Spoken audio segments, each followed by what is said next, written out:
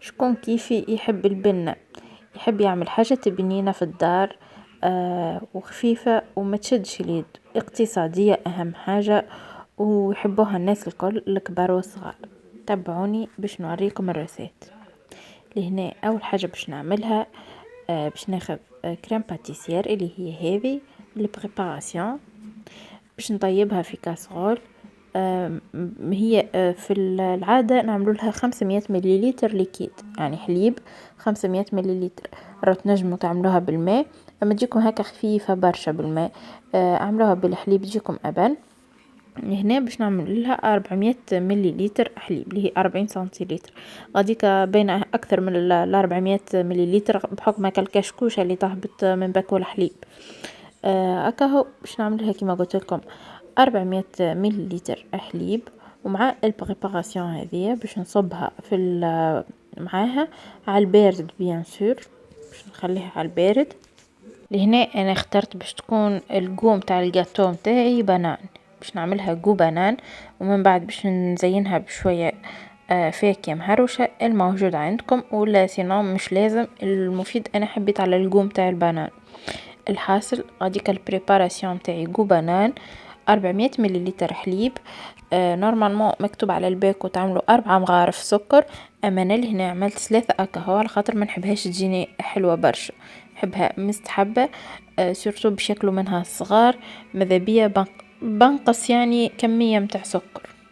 قبل ما نشعلوا تحتها النار، لهنا نحركوها بالباهي على خاطر كما تعرفوا الكريمه البريباراسيون هذيك تهبط من اللوطه وتبدا كيف النشا، يعني تبدا كيف نشاء وتعمل كالكعابر. دونك نحلوها بالقداب بالمغرفه قبل ما نبدو نطيبوها، باش كيف نطيبوها ما تبداش هي من اللوطه شاده وتتكعبر.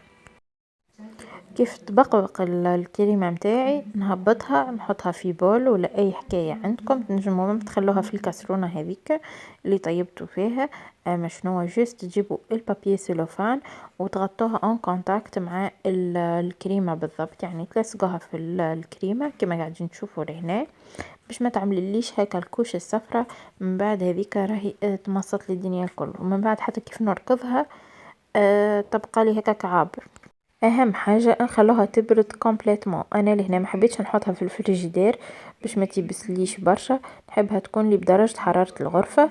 دونك لهنا خدمتها العشيه وموضوع يعني رجعت لها الصباح رجلت لها امورها، يعني تهنيت اللي هي بردت كومبليتمون. تو باش نعمل باش نركبها باش نركبها للي ترجع كيف ما كانت اول مره، كاني تو هبطها من الكسرونه. هيك كي ركضتها رجعت لي رطبة ما شاء الله.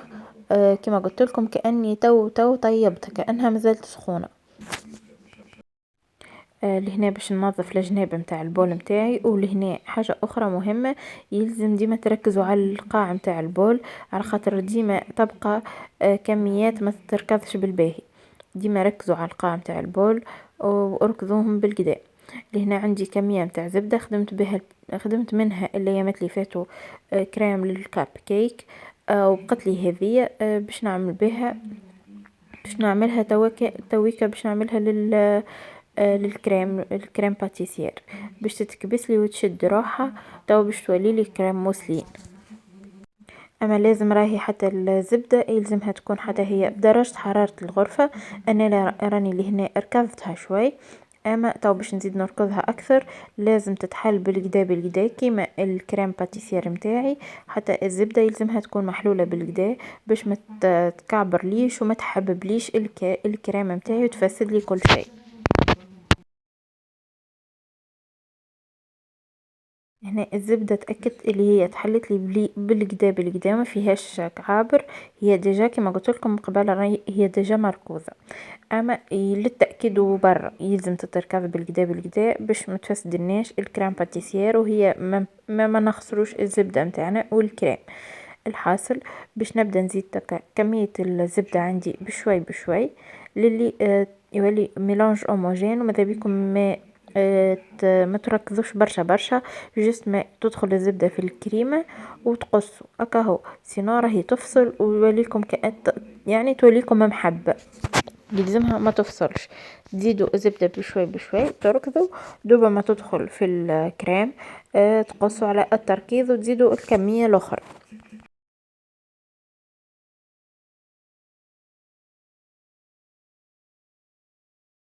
لهنا باش نحضر قهوة سريعة الذوبان، خذيت ماء دافي وزدت عليه مغرفتين قهوة سريعة الذوبان، حبيتها تكون ثقيلة برشا، ذاك علاش عملت مغرفتين كبار على تقريب 100 مليلتر ماء.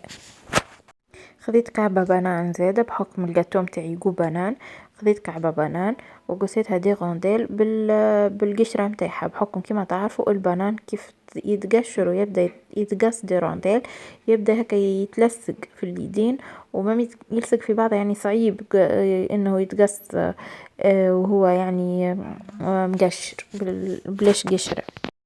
لهنا جبت صحن بلا، تنجموا انتم تحطوا في صحن بلا ولا كان عندكم سوتارت ولا ولا اي حاجة تحبوا عليها، مش بالضرورة تكون فما سوتارت. وكان تحبوا تعملوا بالسرسو تجيكم منظمة اكثر.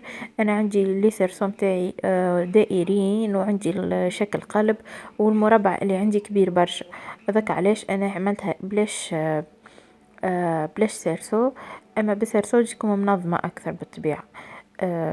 ما حبيتش نعملها في الشكل الدائري على خاطر بالدائرة باش نولي نكسر البسكوي وتشد لي اليد برشا. هكا هو نبدا ننظم فيها كما قاعدين تشوفوا. مرة نحط طبقة متاع بسكويت بعد ما نغطسها في القهوة، نبللها بالقهوة، ومن بعد نحطها وننظمهم كيما هكا بشكل مربع، ومن بعد نزيد طبقة متاع كريم، ومن بعد طبقة متاع بسكويت وطبقة متاع كريم للي نكمل كمية الكريم والبسكويت اللي عندي الكل. زينتهم تزيينة كما هيك بسيطة على الاخر. كعبة البنان بعد ما نحيت لها القشرة متاعها زينتها بيهم، عملتها على الداير بالبنان، بالوسط عملت شوية كراميل. طبعا ان شاء الله بقدرة ربي نوريكم الكراميل كيفاش نعملها. الروسيت يعني متاع الكراميل. والله طيبتها وزعما على الاساس باش نصورها مكتبش الله غالب. الحاصيل زينتها بشوية كراميل بنان وشوية فاكهة مهروشة كما قاعدين تشوفوا. غاديكا راهي شفتوا كيفاش جتني ما شاء الله عالية وتشهي بصراحة، وسيرتو ريحتك الكريمة بالبنانة راهي ما شاء الله. المهم مازلت ما بردتش لهنا كم شفتوا دوبا ما كملت ديريكت قصيتها. ولدي ما هوش صابر بحذايا، يحب يهز ترونش معاه في الجوتي. قال لي نحب نهز منها الجوتي متاعي، قلت له باهي حاسيلو. هاكم تشوفوا فيسع فيسع حاجة بسيطة وما هيش مكلفة وسهلة على الاخر، فيسع فيسع تحضر. جست ما هكا حاجة تفرحوا بها صغيراتكم، تبقوش تخموا يعني في حاجة حلوة وتبقوا تخموا في التطيب ووقفة ونبخلوا. حتى انا تصير لي نبدأ نحب هكا نعمل حاجة حلوة وسيرتو الجاتو، اما نبقى نخمم في وقفته على خاطر يشد برشا وقت. اما بالنسبه هذه للجاتو كوراندير راهي ما شاء الله، لا تشد وقت لا تشد يد لا تشد، لا هي مكلفه زاده. زوز باكوات بسكويت يعملوا لكم يعني كميه ما شاء الله، يشيخوا عليها الصغار ويحبوها الصغار والكبار. اكاهو جربوها اكيد ما كنش باش تندموا وفرحوا بها صغيراتكم، ونخليكم في امان الله.